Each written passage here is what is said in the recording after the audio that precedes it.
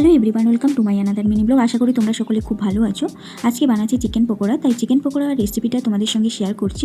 ফুল ভিডিওটা স্কিপ না করে তোমরা দেখতে থাকো। এখানে 1 কিলো চিকেন রয়েছে, এখানে রয়েছে পেঁয়াজ বাটা, আর এখানে আছে রসুন বাটা, এটাতে আছে আদা বাটা। আমি 2টো ডিম নিয়ে নিয়েছি। আর মশলাপাতিগুলো দাও, মশলাগুলো মাখাই।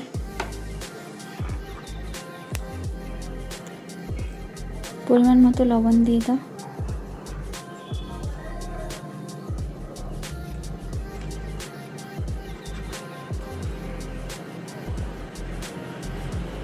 লবণ, হলুদ, একটু লঙ্কার গুঁড়ি দাও।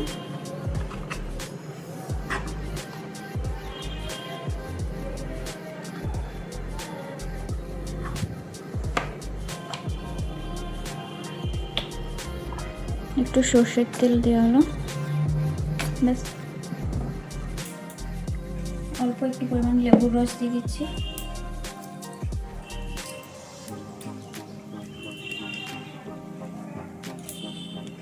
একটু গোলমরিচ গুঁড়ো,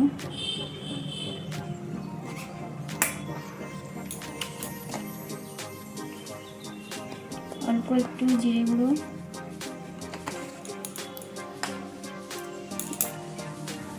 অল্প একটু আদা বাটা দিলাম, একটু রসুন বাটা, আর দিয়ে দিচ্ছি পেঁয়াজ বাটা।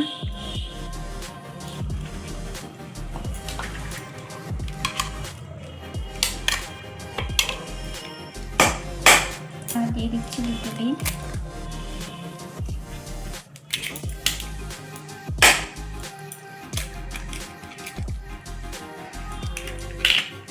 এটাকে আমি ভালো করে মাখিয়ে নেব।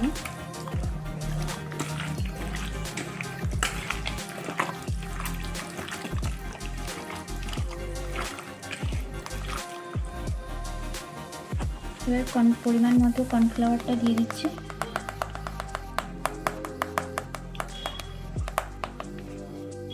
বেসনটা দিয়ে দেওয়া হচ্ছে।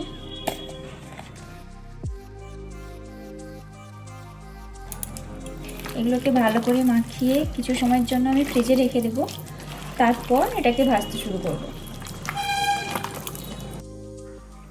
আমি কড়াইটা বসিয়ে দিয়েছি এবং গ্যাসের ফ্লেমটাকেও জ্বালিয়ে দিয়েছি।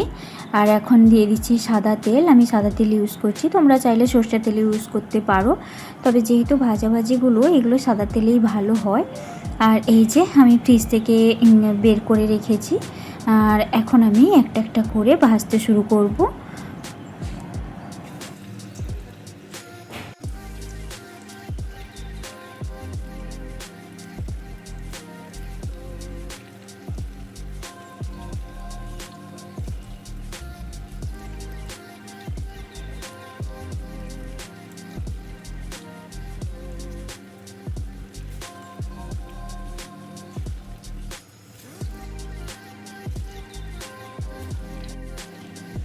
অনেকগুলোই চিকেন দিয়ে দিয়েছি। এখন আমি একটা একটা করে ভালো করে খুন্তির সাহায্যে উল্টে নেব।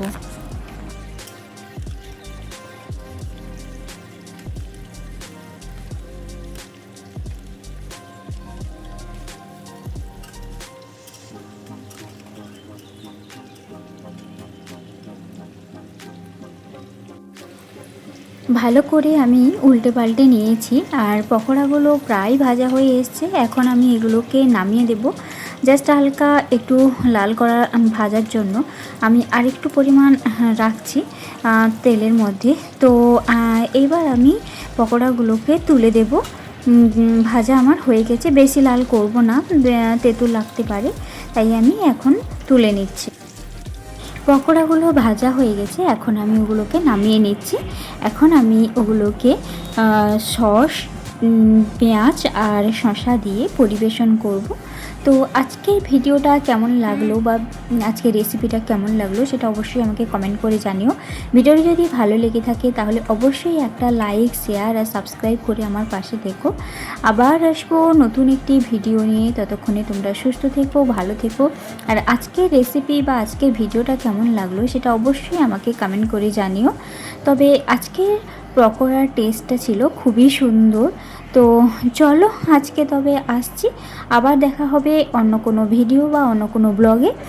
চলো তাহলে, বাই।